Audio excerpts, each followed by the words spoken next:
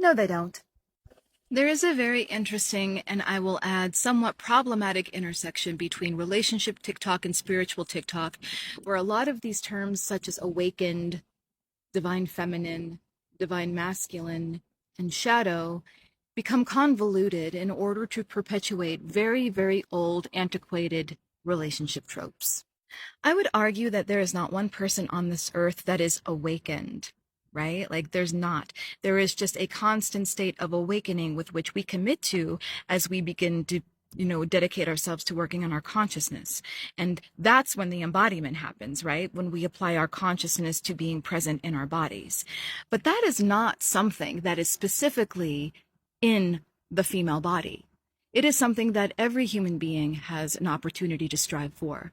And nor is it the responsibility of embodied and or awakening women, because again, awakened implies that there is a static state, and awakened isn't static. It is not their job.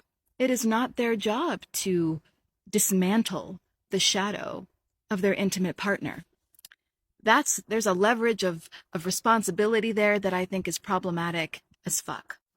There is a space between two beings in a relationship, regardless of gender, that is an I-thou, and will meet in the space between, right, to co-create and grow and make relationship.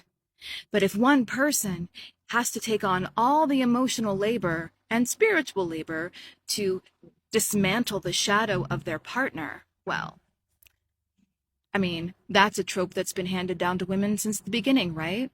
That's unpaid, baby. This is 2022. You want that? Pay me. Now, if you want to meet me in the middle, where we come as equals, where you and I are just seen as multiplicitous human beings in our work and carrying our own vestiges of our shadow, and we integrate that together and we find ways to communicate that together, that's juicy, that's beautiful, that's corrective. But honey, I'm not Eve. I'm Lilith. And the moment that begins to be a demand on me, I'm going to walk away. So this is my plea to spiritual and relationship TikTok to let's think beyond these trendy terms and to ask ourselves, what exactly are we saying when we make statements such as this?